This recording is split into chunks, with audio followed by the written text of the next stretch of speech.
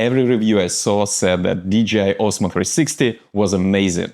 So I bought it on launch day, took it everywhere, underwater, concerts, vacations, even used it as a dash cam. And in the process, I already scratched one of its lenses. That is when I realized nobody was talking about the downsides. So today, here is the full story.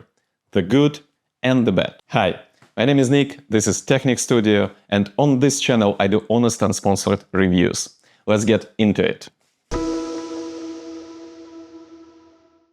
Before we dive into the specs, it is important to understand why people buy a 360 camera in the first place.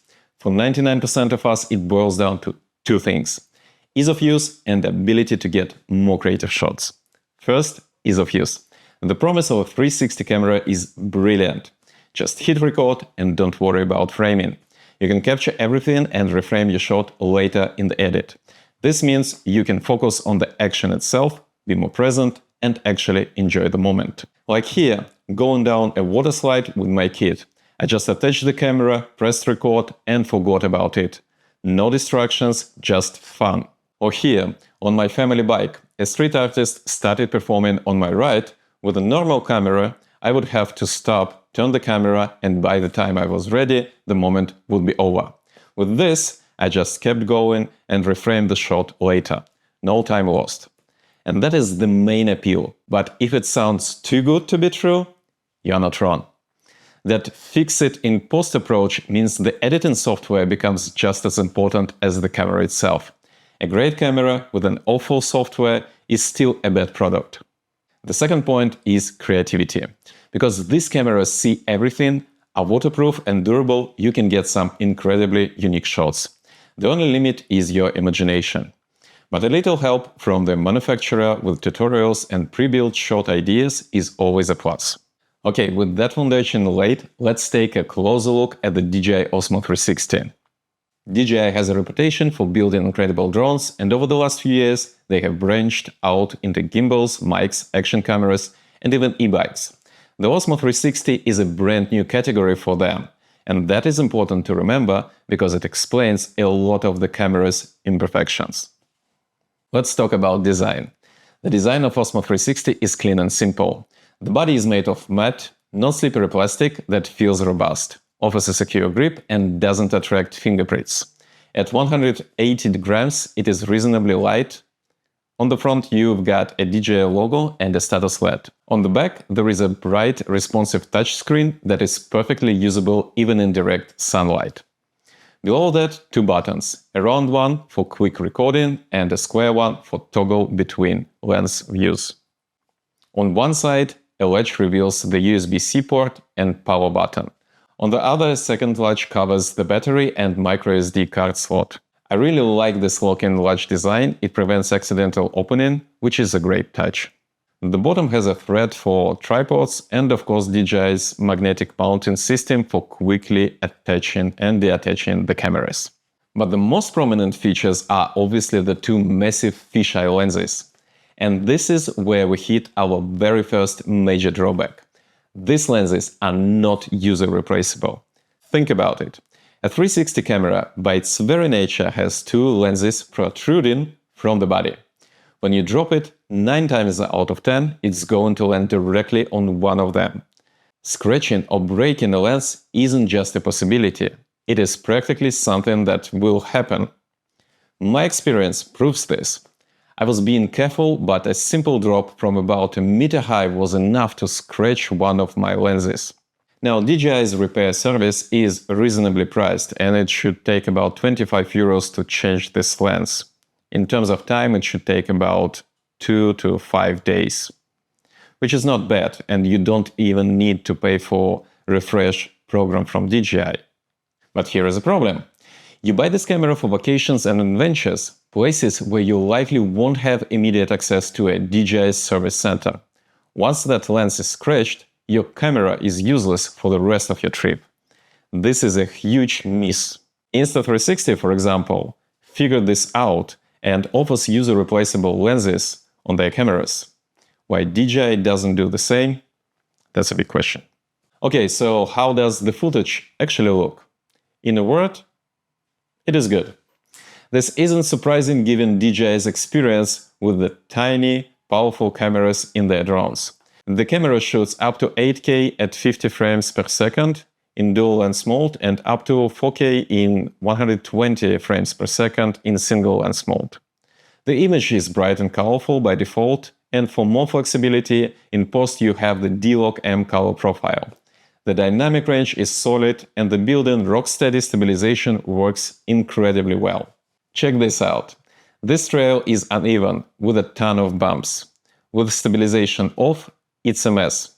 But with it enabled, the footage is incredibly smooth. The camera also has a super night mode, and the difference is, well, night and day. It is a powerful feature that makes low-light concert footage like these shots I took look fantastic. Of course, don't expect miracles. In really dark environments like this night ride through Frankfurt, the image is still pretty much unusable. In terms of general use, the experience is polished. The camera starts up quickly, the menus are logical, and I only had it freeze on me once, which a quick reboot fixed. One feature I absolutely love is the built-in storage. It means if you forget your SD card, your shooting day isn't ruined. It will hold up to 90 minutes of footage at max resolution, which can be a real lifesaver. The battery also lasts about 90 minutes, so I would recommend grabbing a few extras. The good news is that batteries from other DJI action cameras are compatible, and the camera itself supports fast charging. Now, I have seen other reviews mentioning lens fogging after underwater use. I took this in the sea and down water slides and had zero issues. The lenses stayed perfectly clean. And finally, the built-in microphones deliver good quality audio. And while we're doing sound check, let me tell you about the Fountain of Justice here. Dating back to 1543, the figure of Lady Justice here is famously holding scales without a blindfold, symbolizing fairness with open eyes. And of course, you can use DJI mics with this camera, which in theory can give you more flexibility and opportunity to have some nice looking shots. So the hardware is modern and the shooting experience is great. But remember what I said earlier. A 360 camera is only as good as its software. And this is where things get complicated. DJI gives you two options for editing, the Mimo app on your phone and DJI Studio on a desktop. Let's start with DJI Studio. To be fair, the basics work. Simple reframing and exporting are well optimized and reasonably fast, even on my 2-year-old MacBook Pro. But as soon as you try to do anything creative, the app falls apart. There are no cinematic effects like motion blur. Basic features like adding text or simple transactions are completely missing. And this is on the Mac version. From what I've seen online, it's even worse for Windows users. There are widespread complaints that the Windows app is almost completely non-functional, though I haven't been able to test it for myself. The localization is poor, with project names defaulting to Chinese characters. DJI will also try to communicate with you every now and then in Chinese. And some things are just flat out broken. I recorded a cycling workout with my Garmin computer, and although I can import the data file into DJI Studio, the metrics overlay simply doesn't work. The numbers never change. It is useless. Now, to be completely honest, DJI has released a couple of updates for Studio in the last weeks. The problem? They have changed absolutely nothing. The phone app is slightly more mature. For example, here I could add my training metrics, but the editing process is chunky, unintuitive, and unnecessarily complicated. You can get results, but it takes patience. Which brings me to my last point. The missed creative potential. You see, the very nature of 360 camera is a playground for unique attention-grabbing shots. But most of us aren't professional content creators, me included. We need guidance. DJI itself provides pre-built creative flight paths for drones and detailed tutorials for its action cameras right in the app. With Osmo 360, nothing. For example, during my vacation, I wanted to create cool shots, but I didn't want to spend my holiday time Googling tutorials. If DJI had baked 2 or 3 easy guided creative shots into the app, it would have been a game changer. It's such a huge missed opportunity for them. So, what is the final verdict on DJI's first ever 360 camera? It's not a miss, but it's not quite a hit either. It feels like a first-generation product that was rushed to market. The hardware is excellent, and the image quality is arguably among the best in its class. But that brilliant hardware is held back by non-replaceable lenses and software that feels like it's still in beta. If you are considering buying this camera, you need to ask yourself 2 questions. First, is the inability to change lenses yourself a deal breaker? And the second one, are you willing to wait and hope that DJI eventually polishes its software? If the answer to either of those questions is no, you should probably look at the competition from Insta360. They offer similar image quality, mature software, and that crucial user-replaceable lens design.